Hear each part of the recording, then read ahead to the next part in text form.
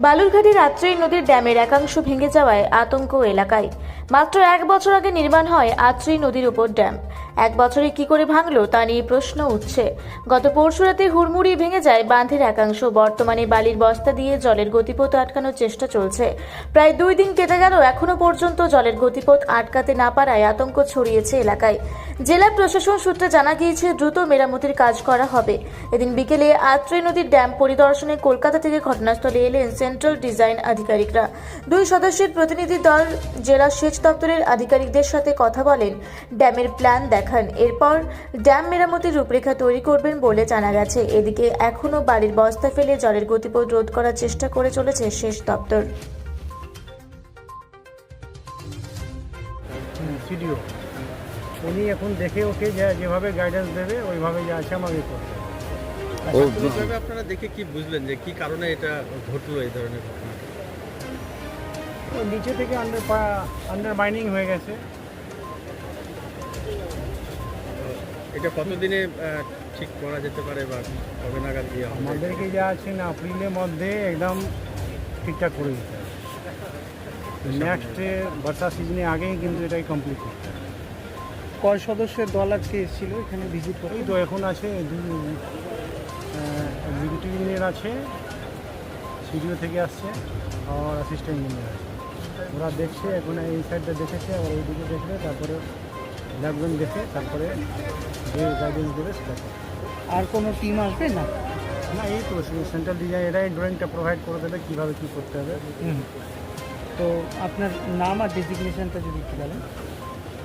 আমার নাম হচ্ছে Mrityunjay Kumar, executive engineer, South Dinajpur irrigation. আচ্ছা, আর এই সেন্ট্রাল টিমের তরফে কেউ কিছু বলবে? বাঁধের যে জায়গাটা সেটা কিন্তু অটুট আছে, মানে মূল স্ট্রাকচারে কোনো ক্ষতি হয়নি। কোনো কারণে সাইডে একটা, এটা অনেক চ্যানেলেই হতে পারে, হওয়া যে কোনো সময় হতে পারে। আমাদের সাইড দিয়ে যখন জলটা পাস করে তখন সাইড দিয়ে এটা পাস করেছে। তো আমি আমার এক্সিকিউটিভ ইঞ্জিনিয়ারের সঙ্গে যেটা করা সেটা কথা বলেছি, বাকিটা আমরা আমার হাওয়াথাটির সাথে করে যত সম্ভব তাড়াতাড়ি এটা। বাঁধের এটা কোনো ক্ষতির ব্যাপার নেই, কারণ আপনি দেখুন মূল স্ট্রাকচারটা কিন্তু অটুট আছে। আপনি দেখতে পাবেন মূল স্ট্রাকচারটা অটুট আছে, ঠিক আছে। একটা ডিপ চ্যানেল অনেক সময় আমাদের রিভার কোর্সে কী হয়, রিভার কোর্স নিজের মতোও চলে, কোনো সময় হয়তো এদিক কোনো সময় ওদিক করে ডিপ চ্যানেল ফর্ম করতে গিয়েও এক সাইড দিয়ে পাস করেছে। তো এটা যত তাড়াতাড়ি সম্ভব আমরা হাওয়াথাটির সঙ্গে কথা বলে আমরা। স্যার ঠিক কী কারণে এটা মানে হলো, মানে এইভাবে?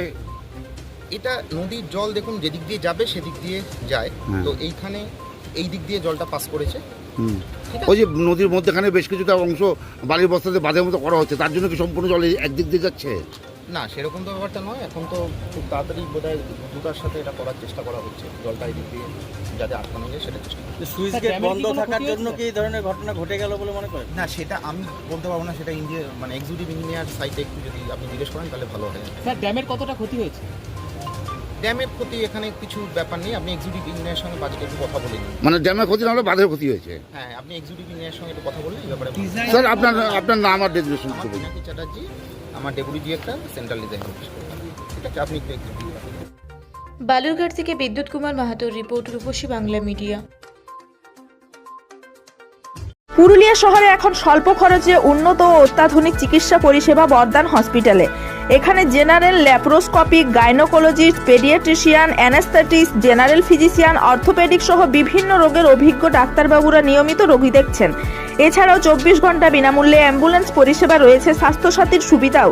যোগাযোগ করুন বর্দান হসপিটাল, রাঁচি রোড, সৈনিক স্কুলের নিকটে। মোবাইল নাম্বার 8918968624 এই নাম্বারে।